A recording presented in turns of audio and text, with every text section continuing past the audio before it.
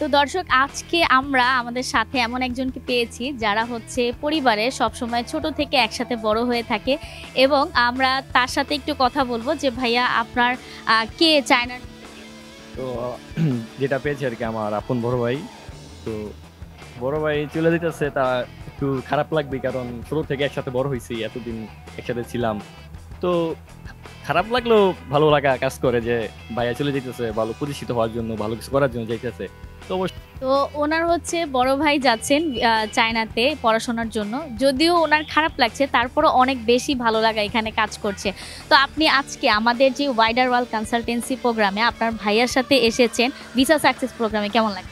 তো অবশ্যই অনেক ভালো লাগতেছে, কারণ ভালো একটা জায়গায় আইছি, কারণ ভালো কিছু পাওয়ার জন্য আইছি ভাইয়া। তো সবকিছু মিলে ভালো লাগছে। ভাইয়াকে দেখেই বোঝা যাচ্ছে আমাদের প্রোগ্রামে এসে ভাইয়া খুবই খুশি, কিন্তু তার মাঝেও একটু দুঃখ তো কাজ করছেই, কারণ তার বড় ভাই চলে যাচ্ছে অনেক দূরে পড়াশোনা পারপাসে। তাও যাতে সাকসেস পায় সেই আশাতেই তারা হচ্ছে এখনো আশায় বুক বেঁধে আছেন। সো সবাই ভালো থাকবেন, সুস্থ থাকবেন।